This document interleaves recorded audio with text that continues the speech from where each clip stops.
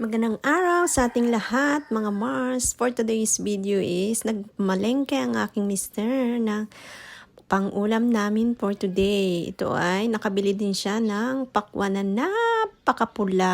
Talagang perfect. Oh my God! Wow! At dito nga po ay una kong hinugasan ang nabili niyang tulingan. Akin po yung inalisan na ng hasang at bituka. Ito pong kanyang nabiling tulingan na ito ay hindi masyadong sariwa.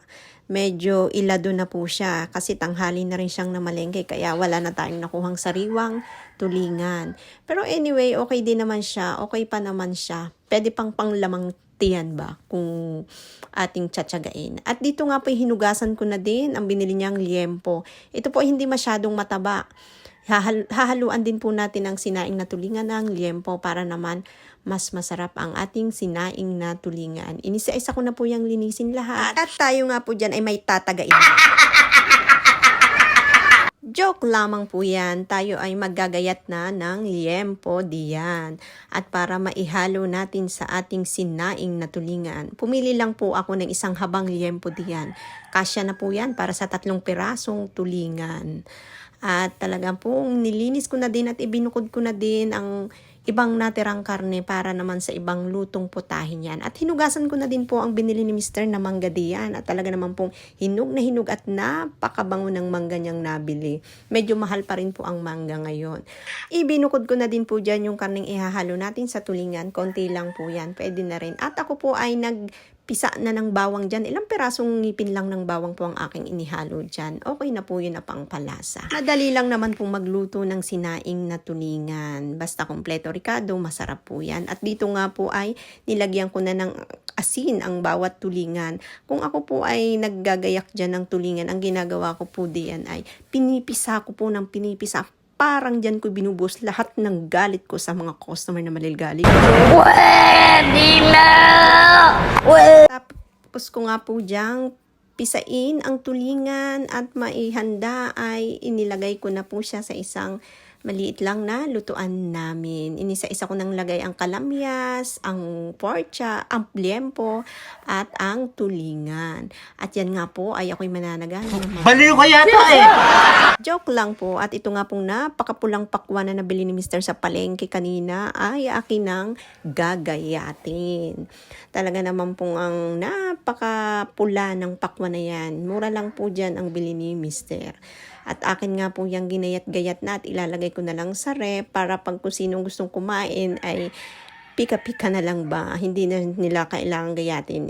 Pinirefer ko na para kung sino man ang gustong kumain ay ready to eat na. At iyan nga po ay inisa-isa ko nang gayatin. Maliit na size lang para hindi naman mahirap kumain ang kakain niyan. Kumbaga, small bite lang, pwede na, di baga. At di bagay napakapula ng pakwan. Ay, nahulog. Wala pang 10 minutes, pwede pa yan.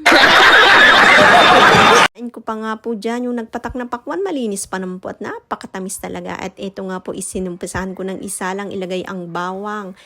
At yan nga po, at nilagyan ko na din siya ng paminta. At nilagay ko na din po diyan ang suka. Konting suka lang po ang nilagay ko dyan. Nilagyan ko na din ng asin.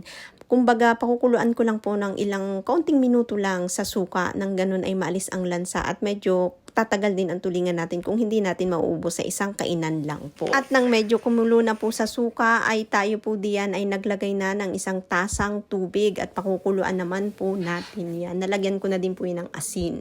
Na po ay kumukulo na at naglagay na ulit tayo ng panibagong tubig at panibago ulit na tubig. At dito nga po habang pinapalamot ang tulingan ay ako muna ay umupo sa aking upuan upang mag-time in sa aking trabaho. 2 hours later.